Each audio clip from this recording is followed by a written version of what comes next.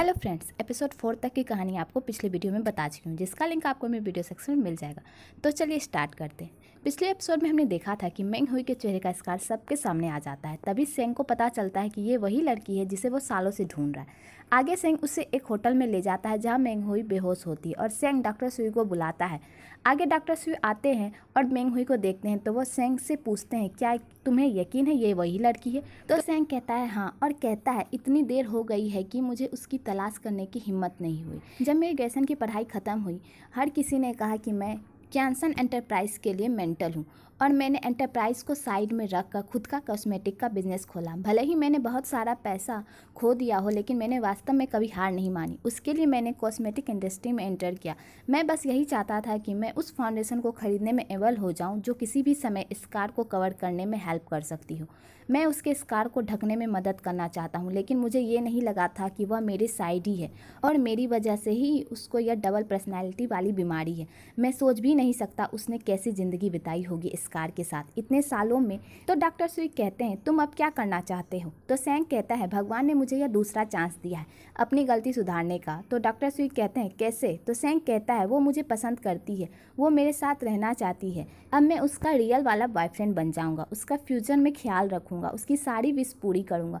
तो डॉक्टर सुई कहते हैं, क्या तुम सच में उसके साथ रहना चाहते हो? तो सेंग कहता है, हाँ, मैं उसके लिए वो सब करूंगा जो उसे खुश रखता हो। तो डॉक्टर सुई कहते हैं, ठीक है, अगर किसी चीज़ की ज़रूरत हो तो मुझे कॉल करना, मैं तुम्हारे साथ हूँ।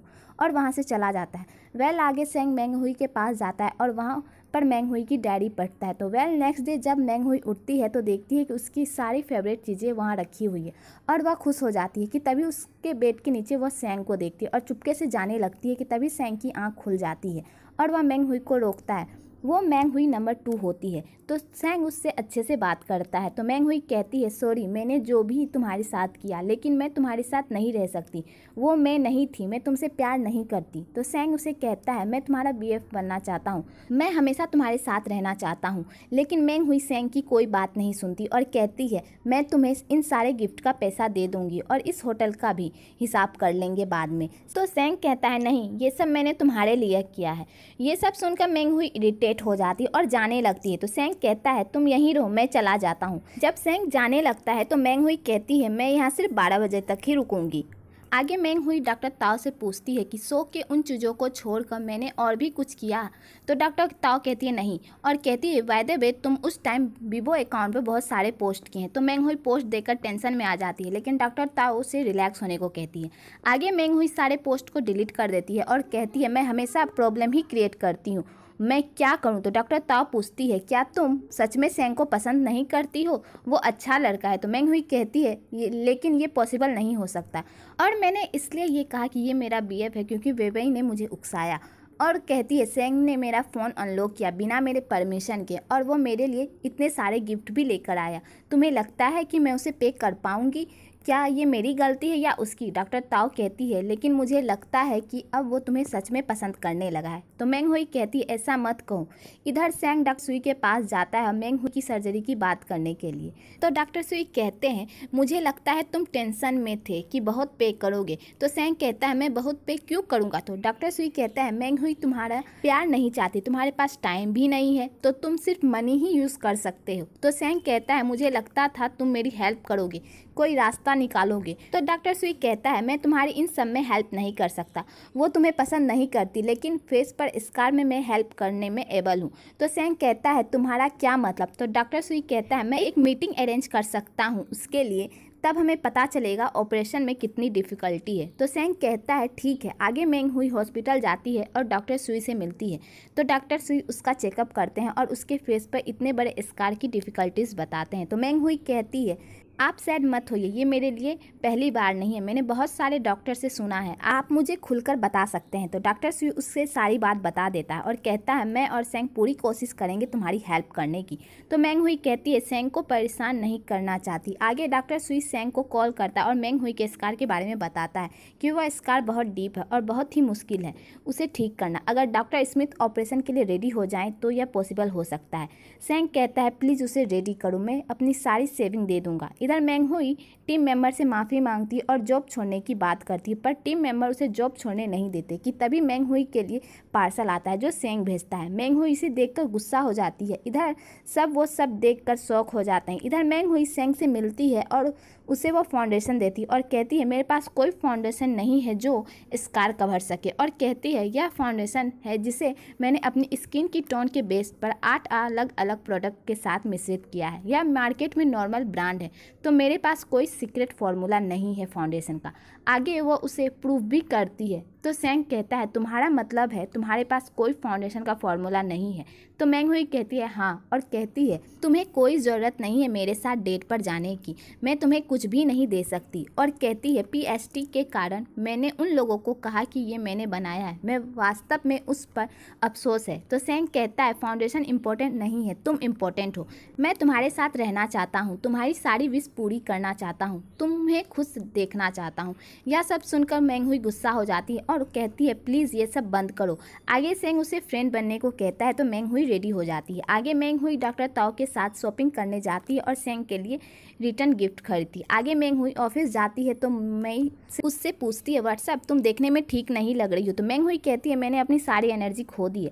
तो मई कहती है मैं अभी मैनेजर सेंग को कॉल करती हूँ। मेंग हुई सेंग का नाम सुनकर भाग जाती है, आगे उसी से टकरा जाती है। तो सेंग कहता है तुम मुझसे अवॉइड क्यों कर रही हो, क्या हम फ्रेंड नहीं हैं? तो मेंग हुई कहती है हाँ। तो सेंग उसे डिनर के लिए इन्वाइट करता है और उसे फूड चूज़ करने को कहता है। यहाँ पर मेंग हुई फूड की कैलकुलेशन करती है। आगे वो लोग डिसाइड करते हैं कौन सा रेस्टोरेंट जाना है। आगे मेंग हुई को टीम मेंबर मक्खन लगाते हैं ताकि उन लोगों की सैलरी बढ़ सके, लेकिन मेंग हुई मना कर देती है। आगे वो सेंग के घर जाती है और वो सोचती है सेंग ऐसी जगह पे रहता है। फिर वो सेंग के घर जाती है। सेंग डोर खोलता है और पूछता है तुम यहाँ क्यों आई हो? तो मेंग हुई कहती है राइट, मैं यहाँ क्यों आई हूँ।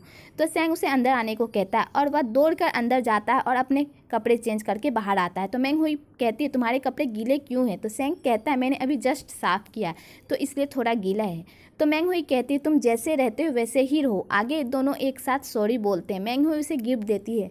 तो सेंग कहता है क्या तुम मुझे ये देने यहाँ आई हो? तो मेंग हुई कहती है नहीं, मैं तो यहाँ तुमसे माफ़ी मांगने आई हूँ। शो में जो हुआ वो शो मेरे कारण बंद हो गया, इसलिए मैं सॉरी कहने आई थी। मुझे उम्मीद है कि तुम मुझे माफ़ कर दोगे, और यह वही है जो मैंने ख़रीदारी की थी। जब मैं शॉपिंग कर रही थी तो मैंने सोचा कि ये तुम पर अच्छी लगेगी और फिट होगी, इसलिए मैंने ये तुम्हारे लिए ख़रीदा। तुम मेरी इतनी केयर करते हो तो मैं तुम्हें थैंक यू बोलना चाहती थी। तो सेंग कहता है इट्स ओके और थैंक यू कहता है गिफ्ट के लिए। आगे सेंग कहता है उस शो का ब्लेम खुद पर मत लो, ये तुम्हारी गलती नहीं है। फिर सेंग उसे खाने के लिए पूछता है तो मेंग हुई मना कर देती है, लेकिन चाय के लिए हाँ कर देती है। तो सेंग उसे घर देखने को कहता है। मेंग हुई सेंग का घर देख रही होती, तभी उसकी नज़र पर्दे पे पड़ती है। जब वो पर्दा हटाकर देखती तो वहाँ सेंग की सारी सर्टिफिकेट, चैरिटी डोनेशन वाले सर्टिफिकेट देखती है। तो तभी उसे याद आता है कि सेंग इतनी कंजूसी क्यों करता है।